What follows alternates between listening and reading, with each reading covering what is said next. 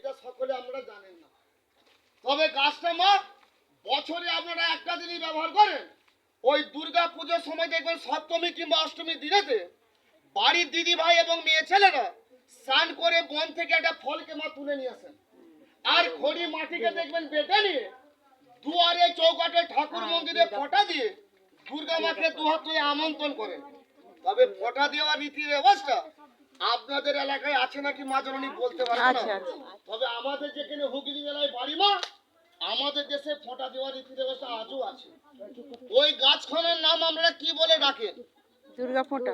ধন্যবাদ, এইটা সঠিক কথা বলেছেন। কে বলে মা দুর্গা ফোঁটা গাছ, আবার কোন কোন ব্যক্তি বলে গাছটার নাম গিরি ফুলের গাছ মা, কেন মা গৌরীকে আমন্ত্রণ করার জন্য। তবে ফুলগুলো দেখবেন ঠিক ঝিঙে ফুলের মতন দিদি ভাই, খুব সৌন্দর্য দেখতে মা। একটা দেখবেন হলুদ টাইপের হয়, আর একটা ঢেঁড়স ফুলের মতন মা সাদা হয়। তবে গুরুদেব কোনটার কথা বলছে অনুরোধ করবে একটু মনে রাখেন। চরণকে কষ্ট দিয়ে চরণকে কষ্ট দিয়ে গরিব বাড়ি বেকার ছেলের কথাটা মা আমি অনুরোধ করব না, রিকোয়েস্ট করব না আপনার মাথায় রাখতে।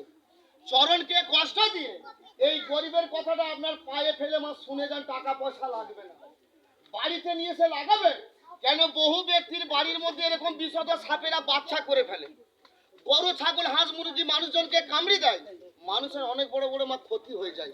ক্ষতি বিপদ বলে আসে না, ক্ষতি বিপদ মানুষকে জানি যায় না।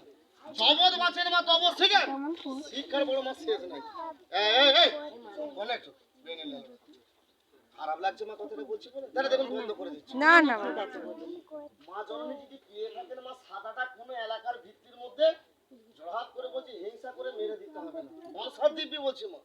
শনিবার নয় মঙ্গলবার দিন দেখে যত্ন করে ঘটা করে লয় একটু পবিত্র মনে অবস্থায় বাড়িতে নিয়ে এসে ঠাকুর মন্দিরে রাখবেন মা। কিংবা যদি নাও আনতে পারেন ওই গাছের মূল অংশটা যেটা শেকড় বলে পরিচয় করে, যদি নিজে হাতে একটা পরিমাণ আনতে পারেন, এই ঠাকুরের দিব্য খেয়ে বলছি মা কলির শ্রেষ্ঠ দেবতা মনসা একে নিয়ে মিথ্য কথা বলতে পারে না, তাই বংশ রাখে না।